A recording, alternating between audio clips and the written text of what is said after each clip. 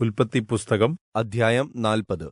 അനന്തരം ഈജിപ്റ്റ് രാജാവിന്റെ പാനപാത്രവാഹകനും അപ്പക്കാരനും ഈജിപ്റ്റ് രാജാവായ തങ്ങളുടെ യജമാനനോട് കുറ്റം ചെയ്തു. ഫറവോൻ പാനപാത്രവാഹകന്മാരുടെ പ്രധാനിയും അപ്പക്കാരുടെ പ്രധാനിയുമായ തന്റെ 2 ഉദ്യോഗസ്ഥന്മാരോട് കോപിച്ചു. അവരെ അംഗരക്ഷക മേധാവിയുടെ വീട്ടിൽ യോസേഫ് ബദ്ധനായി കിടന്ന കാരാഗൃഹത്തിൽ ആക്കി. അംഗരക്ഷാനായകൻ അവരെ യോസേഫിന്റെ പക്കൽ ഏല്പിച്ചു. അവൻ അവർക്ക് ശുശ്രൂഷ ചെയ്തു. അവർ കുറെക്കാലം തടവിൽ കിടന്നു. ഈജിപ്റ്റ് രാജാവിന്റെ പാനപാത്രവാഹകനും അപ്പക്കാരനും ഇങ്ങനെ കാരാഗൃഹത്തിൽ തടവുകാരായിരുന്ന 2 പേരും ഒരു രാത്രിയിൽ തന്നെ വേറെ വേറെ അർത്ഥമുള്ള ഓരോ സ്വപ്നം കണ്ടു. രാവിലെ യോസേഫ് അവരുടെ അടുക്കൽ വന്ന് നോക്കിയപ്പോൾ അവർ വിഷാദഭാവത്തോടുകൂടി ഇരിക്കുന്നത് കണ്ടു. അവൻ യജമാനന്റെ വീട്ടിൽ തന്നോടുകൂടെ തടവിൽ കിടക്കുന്നവരായ ഫറവോന്റെ ഉദ്യോഗസ്ഥന്മാരോട്, നിങ്ങൾ ഇന്ന് വിഷാദഭാവത്തോടിരിക്കുന്നത് എന്ത് എന്ന് ചോദിച്ചു. അവർ അവനോട്, ഞങ്ങൾ സ്വപ്നം കണ്ടു,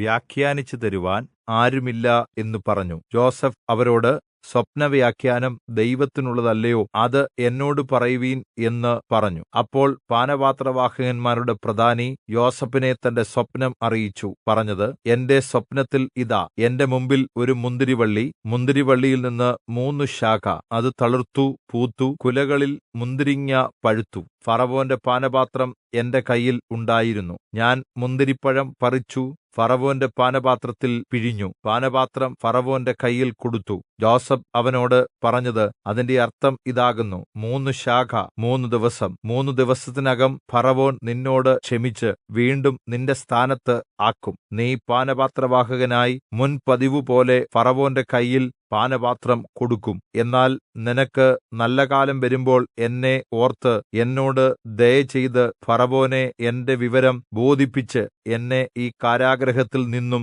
വിടുവിക്കണമേ. എന്നെ എബ്രായരുടെ ദേശത്തുനിന്ന് അപഹരിച്ചുകൊണ്ട് പോന്നതാകുന്നു. ഈ തടവറയിൽ എന്നെ ഇടേണ്ടതിന് ഞാൻ ഇവിടെയും യാതൊന്നും ചെയ്തിട്ടില്ല. അർത്ഥം നല്ലതെന്ന് അപ്പക്കാരുടെ പ്രധാനി കണ്ടിട്ട് യോസേഫിനോട്, ഞാനും സ്വപ്നത്തിൽ എന്റെ തലയിൽ വെളുത്ത അപ്പമുള്ള 3 കൊട്ട കണ്ടു. ഏറ്റവും മുകളിലത്തെ കൊട്ടയിൽ ഫറവോനു വേണ്ടി എല്ലാത്തരം അപ്പവും ഉണ്ടായിരുന്നു. പക്ഷികൾ എന്റെ തലയിലെ കൊട്ടയിൽ നിന്ന് അവയെ തിന്നുകളഞ്ഞു എന്ന് പറഞ്ഞു. അതിന് യോസേഫ്, അതിന്റെ അർത്ഥം ഇതാകുന്നു, 3 കൊട്ട 3 ദിവസം. 3 ദിവസത്തിനകം ഫറവോൻ നിന്റെ തല വെട്ടി നിന്നെ ഒരു മരത്തിന്മേൽ തൂക്കും. പക്ഷികൾ നിന്റെ മാംസം തിന്നുകളയും എന്ന് ഉത്തരം പറഞ്ഞു. 3-ാം ദിവസം ഫറവോന്റെ ജന്മദിവസത്തിൽ അവൻ തന്റെ സകലദാസന്മാർക്കും ഒരു വിരുന്ന് കഴിച്ചു. തന്റെ ദാസന്മാരുടെ മദ്ധ്യത്തിൽ പാനപാത്രവാഹകന്മാരുടെ പ്രധാനിയെയും അപ്പക്കാരുടെ പ്രധാനിയെയും ഓർത്തു. പാനപാത്രവാഹകന്മാരുടെ പ്രധാനിയെ ഫറവോന്റെ കയ്യിൽ പാനപാത്രം കൊടുക്കേണ്ടതിന് വീണ്ടും അവന്റെ സ്ഥാനത്ത്